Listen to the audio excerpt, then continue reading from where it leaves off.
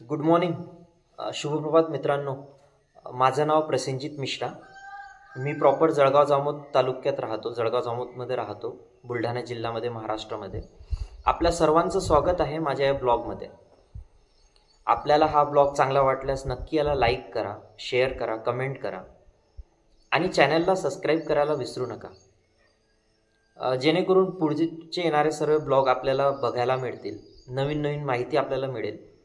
आणि शक्यतो आपण अशाच प्रश्नांबद्दल बोलू की जे प्रश्न सर्वसाधारण असतील आणि प्रत्येकाच्या जीवनामध्ये ते नेहमी येत राहतील. आपण प्रत्येक व्यक्ती मोबाईल वापरतोय आजच्या काळामध्ये, आणि मोबाईल वापरत असताना काही प्रश्न आपल्या डोक्यामध्ये नेहमी येतात. तर त्याच प्रश्नांची उत्तरं जाणून घेण्यासाठी माझ्यासोबत आहेत माझे मित्र प्रवीण गुंडकरजी. नमस्कार प्रवीण दादा. यांचं जळगाव जामोदला समर्थ मोबाईल शॉपी आहे. फार वर्षांपासून जळगाव जामोदमध्ये कार्यरत आहेत. एक सर्व्हिस देत आहेत मोबाईलबद्दल. ज्या प्रकारे डॉक्टर असतात, वकील असतात, इंजिनियर्स असतात, हे आपल्या आपल्या क्षेत्रामध्ये त्यांची सर्व्हिस फार चांगल्या प्रकारे देतात. तसंच मी माझ्या भरपूर वर्षांपासून माझ्या जीवनामध्ये प्रवीण दादांना बघतोय. अगोदर यांनी छोट्याशा मोबाईल पॉलिसीपासून सुरुवात केली.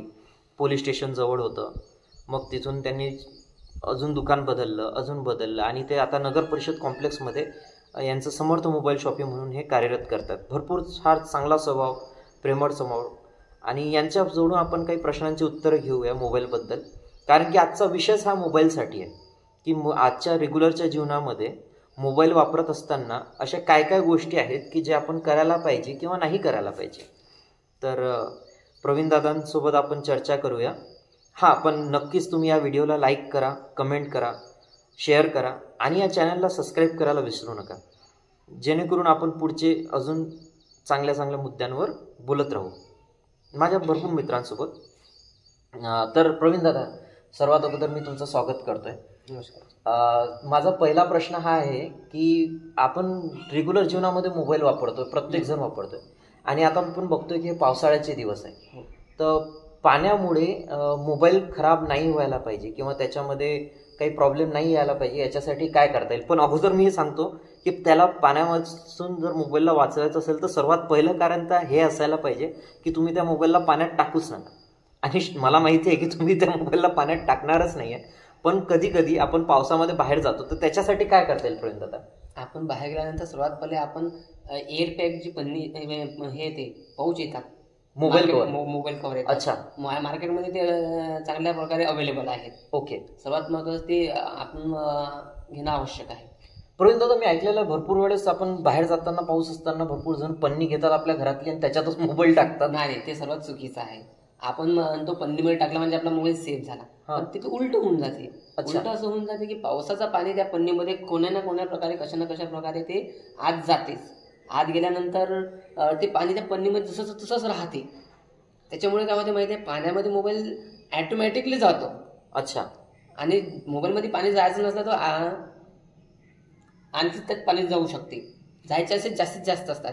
त्यामुळे सर्वात महत्त्वाचं, तुम्ही एअर पॅक जी मार्केटमध्ये पन्नी पाऊच मिळतात, मोबाईलचे कव्हर मिळतात, ते सर्वात महत्त्वाचं घेणं आवश्यक आहे. म्हणजे आपण या निष्कर्षावर पोहोचू शकतो का की पावसामध्ये बाहेर जाताना मोबाईल आपण पन्नीत न टाकता जे मार्केटमध्ये मोबाईल कव्हर असतात, एअर टाईट वाले कव्हर असतात, ते वापरायला पाहिजे? नक्की, 100%. मित्रांनो बघा, जसं आपण डॉक्टरकडे जाताना डॉक्टर आपल्याला सजेशन करतात, तर आपण पहिल्या निष्कर्षावर प्रश्नाच्या पोचलोय की पाण्यापुढे मोबाईलला खराब नाही होण्यासाठी काय वापरायला पाहिजे.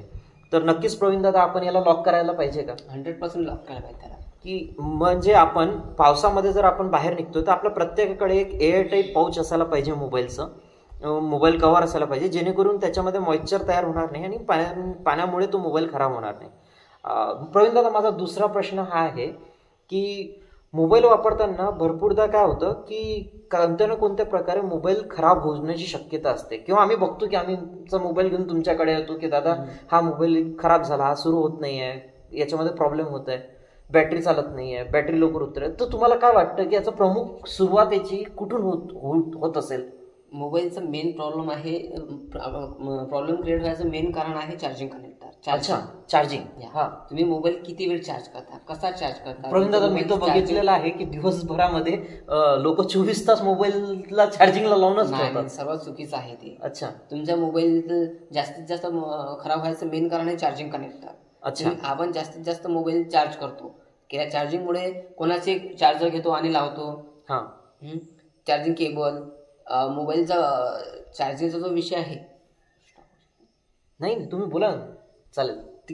आपण दर्शकांशी बोलतोय, तुम्ही त्यांना बघून बोलू शकता, ते सर्वजण ऐकतात आपल्याला. चार्जिंग कनेक्टरमधूनच प्रॉब्लेम क्रिएट होतात.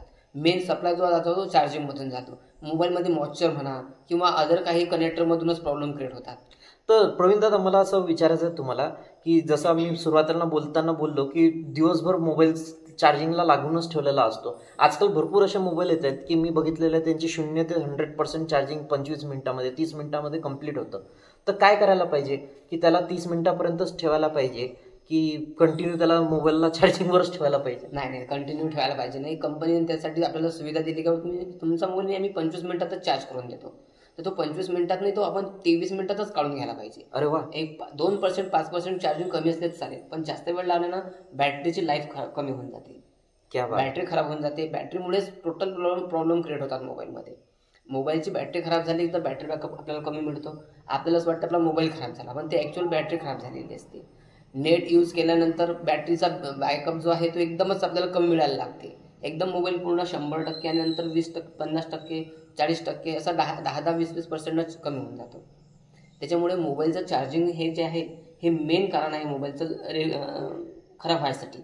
त्याच्यामुळे मोबाईलचा आपण जो चार्ज करतो तो व्यवस्थितच चार्ज झाला पाहिजे आणि तो वेळेवरच काढला गेला पाहिजे.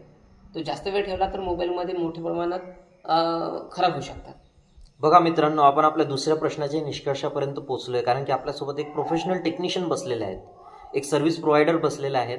तर माझा दुसरा प्रश्न हा होता की मोबाईल खराब होण्याचं नेमकं कारण कुठून सुरुवात होऊ शकते. तर मित्रांनो, नक्की आपण सर्वजण काळजी घेऊया की जर मोबाईलला आपल्याला जर 20 मिनिटं लागत असतील 100% चार्ज व्हायला, तर नक्कीच आपण त्याला 20 मिनिटातच काढायला पाहिजे. त्याला प्लग इन करून ठेवू नका आणि शक्यतो दिवसातून 1 किंवा 2 वेळेस मोबाईल चार्ज केला तर चालेल. वारंवार चार्ज नाही करायला पाहिजे त्याला. बरोबर बोलतोय का प्रवीण दादा? आपण म्हणजे या निष्कर्षाला पण सुद्धा लॉक करायचं का? 100%. थँक्यू. तर माझा तिसरा प्रश्न प्रवीण दादा तुमच्यासाठी हा आहे की वारंवार जीवनामध्ये मोबाईल वापरताना आपण बघतोय की तुमच्याकडे पण तुम्ही बघत असाल की भरपूर कस्टमर याच्यासाठी येत असतील की मोबाईल आमचा डिस्प्ले अर्धाच दिसतोय, डिस्प्ले दिसतच नाही आहे, मोबाईलला ते लाईनिंग्स आल्या आहेत. तर या सर्व गोष्टींपासून आपल्याला कसं वाचता येईल किंवा आपण हे प्रॉब्लेम कसे टाळू शकतो? बरोबर आहे तुमचा. सर्वात मेन प्रश्न आहे ॲक्च्युअल हा. आता सध्या मार्केटमध्ये सर्वात जास्त प्रॉब्लेम हीच येऊन राहिली, कारण की ह्याचं मेन कारण आहे पाऊस, पाणी. मोबाईलमध्ये आपण साध्या पन्नीमध्ये मोबाईल टाकतो. साध्या पन्नीमध्ये मोबाईल टाकल्यानंतर ते कशा ना कशा प्रकारे मोबाईलमध्ये पाणी जात असते आणि डिस्प्लेचं जे मेन सप्लाय आहे तो चार्जिंग कनेक्टरच्या खालूनच सर्व कंपोनर असतात आणि चार्जिंग कनेक्टरमधूनच मोबाईलमध्ये पाणी जाते. मोबाईलमध्ये पाणी गेल्यानंतर डिस्प्लेचे जे पॉईंट असतात ते पूर्ण शॉर्ट होऊन जातात आणि तर त्याच्यामध्ये पाणी गेल्यामुळे डिस्प्लेमध्ये पट्टे येणे, अर्धा डिस्प्ले दिसणे, डिस्प्ले ब्लँक होणे, अर्धा टच काम करणे, अर्धा टच काम नाही करणे, हे मेन प्रॉब्लेम येऊन आले. तर सर्वात महत्त्वाचं म्हणजे मोबाईलमध्ये तुम्ही पाणी जाऊ नका देऊ. प्रवीण दादा, मला हे विचारायचं आहे की हे तर ठीक आहे की मोबाईलमध्ये पाणी नाही जायला पाहिजे, याच्यासाठी आपण प्रिकॉशन नक्कीच वापरू आणि आपण सर्वजणांनी इतकं ऐकल्यानंतर आपण नक्कीच त्याच्याबद्दल लक्ष देऊ, काळजीपूर्वक आपण ते प्रिकॉशन्स यूज करू. आणि डिस्प्ले नाही फुटायला पाहिजे, तो क्रॅक नाही व्हायला पाहिजे, याच्यासाठी काय करता येईल आपल्याला? याच्यासाठी मेन स्क्रीन गार्ड यूज करणे. अच्छा.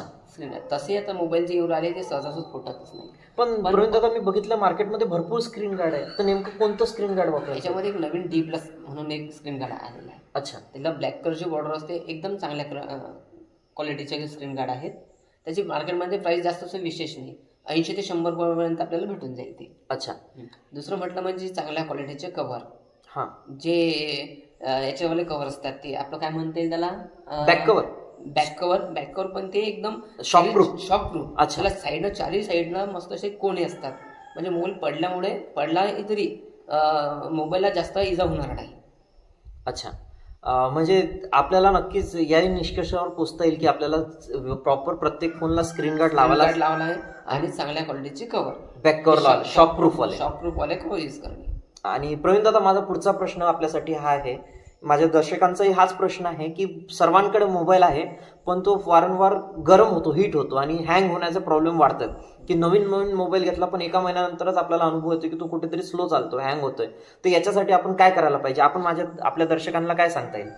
याच्यासाठी सर्वात महत्त्वाचं म्हणजे आपला जो डाटा असतो मोबाईलमध्ये, वेस्टेज डाटा भरपूर असतो मोबाईलमध्ये. आपल्याला असं वाटते आपण फोटो काढत बसतो, एक फोटो पाहिजे असते पण आपण 4-5 वेळा क्लिक करतो. त्याच्यामुळे काय होते, आणि ते वेस्टेज खराब फोटो असतात, आपल्या कामातही नाही पडत, ते डिलीट करून टाकायचे. दुसरं म्हटलं म्हणजे आपण जे काही ॲप इन्स्टॉल करतो, काही कामाचे असतात काही कामाचे नसतात. वेगवेगळे गेम इन्स्टॉल करतो, जे कामाचं ते ठेवायचं, जे वेस्टेज आहे ते काढून टाकायचं, लगेच डिलीट मारून टाकायचं. व्हॉट्सअपवर किती ग्रुप आहेत बाप, हो भरपूर. त्याचा डाटाही भरपूर असतो. तो डाटा काही काम नसतो आपल्याला त्याचं, विनाकारण आपण मोबाईलमध्ये ठेवतो आणि नंतर काही दिवसानंतर तो हँग होतो आणि पूर्ण सॉफ्टवेअर करून सर्वात जो कामाचा डाटा असतो तो पण डिलीट करावा लागतो. त्याच्यामुळे इन्स्टंट जो वेस्टेज डाटा आहे तो लगेच डिलीट करून टाकला. प्रवीण दादा, तुम्ही ॲप इन्स्टॉल आणि ॲप अनइन्स्टॉल करण्याबद्दल काय सांगता येईल तुम्हाला, की किती ॲप ठेवायला पाहिजे मोबाईलमध्ये, किती नाही ठेवायला पाहिजे? मोबाईल तुमचं स्टोरेज महत्त्वाचं आहे. अच्छा. तुमच्या मोबाईलचं स्टोरेज किती आहे, आणि वेस्टेज ॲप डाउनलोड करायचेच नाही. मोजके जे आहे कामाचे जे असतील तेच डिलीट ठेवायचे, बाकी सर्व डिलीट करून टाकायचे. धन्यवाद प्रवीण दादा, तुम्ही फार चांगली माहिती आम्हाला सर्वांना दिली मोबाईलबद्दल. आणि आजच्या या धकाधकीच्या जीवनामध्ये जसं अन्न, वस्त्र, निवारा हे गरजेचं आहे, तसंच प्रत्येकासाठी मोबाईल हे गरजेचं झालेलं आहे. आणि मोबाईलचा उपयोग कसा करायला पाहिजे किंवा मोबाईलला कमीत कमी त्रासांपासून कसा वाचवता येईल त्याचे आपण प्रयत्न नक्कीच करूया. आणि तुम्ही दिलेल्या या प्रोफेशनल सल्ल्याबद्दल आम्ही सर्व दर्शकांकडून मी तुमचा आभार व्यक्त करतो. आणि फार फार थँक्यू तुम्हाला की तुम्ही इतकी चांगली माहिती आम्हाला दिली. बघा, डॉक्टर स्वतः सांगतायत की हे उपाययोजना करा जेणेकरून तुम्हाला डॉक्टरांकडे येण्याची गरज पडणार नाही. आणि असे प्रोफेशनल डॉक्टर फार कमी तुम्हाला पाहायला मिळतील की जे सांगतायत की तुम्ही मोबाईल चांगला वापरा, माझ्याकडे नाही आलंच चालेल पण तुमचा मोबाईल खराब नाही व्हायला पाहिजे. तर थँक्यू प्रवीण दादा. नमस्कार. पुन्हा आपल्या सर्वांचं या ब्लॉगमध्ये स्वागत आणि तुमचं सर्वांचं थँक्यू की तुम्ही शेवटपर्यंत हा व्हिडिओमध्ये बनून राहिला, तुम्ही हा व्हिडिओ बघितला. तुम्हाला हा व्हिडिओ नक्कीच आवडला असेल तर याला शेअर करा. तुम्हाला जे काही प्रश्न विचारायचे असतील तुम्ही कमेंट करा, प्रवीण दादा नक्कीच तिथे तुम्हाला रिप्लाय करतील तुमच्या कमेंटवर. सबस्क्राईब करायला चॅनलला विसरू नका आणि बेल आयकॉनला क्लिक करा. मी फार छोटासा प्रयत्न केला आहे हा ब्लॉग बनवण्याचा, जेणेकरून सर्वसाधारण प्रश्नांची उत्तर आपल्याला मिळतील. मी पुढच्याही माझ्या व्हिडिओमध्ये हाच प्रयत्न नेहमी करत राहील, माझ्या मित्रांसोबत संवाद करत राहील आणि आपल्यापर्यंत हे छोट्या छोट्या प्रश्नांची उत्तर घेऊन येत राहील. पण माझी ही एनर्जी बनून राहण्यासाठी नक्कीच तुम्ही चॅनलला सबस्क्राईब करा आणि कमेंट करा, लाईक करा. हे सर्व फिगर्सच एका ब्लॉगरला सांगत राहतात की त्याचा ब्लॉग किती चांगला व्यक्तींपर्यंत पोचतोय. आणि जेव्हा एका ब्लॉगरला लक्षात येतं की मी बनवलेला कंटेंट, मी बनवलेला व्हिडिओ हा दर्शकांपर्यंत पोचतोय, ते बघतायत आणि याचा उपयोग सर्वजण सदुपयोग म्हणून घेतायत, तेव्हा त्याची एनर्जी वाढते आणि तो नवीन नवीन व्हिडिओ बनवत राहतो. तर हे माझ्याच कळून नाही तर यूट्यूबवर असणाऱ्या, फेसबुकवर असणाऱ्या, इंस्टाग्रामवर असणाऱ्या सर्व कंटेंट क्रिएटरकडून मी तुम्हाला विनंती करतो की जे तुम्हाला व्हिडिओ आवडत असतील त्याला नक्कीच लाईक करा, शेअर करा, कमेंट करा आणि सबस्क्राईब करायला विसरू नका. तर पुन्हाच थँक्यू, धन्यवाद. तुम्ही या व्हिडिओला बघितलं. माझं नाव प्रसेनजित मिश्रा. भेटू आपण आता पुढच्या व्हिडिओमध्ये. Thank you so much. Thank you Praveen दादा.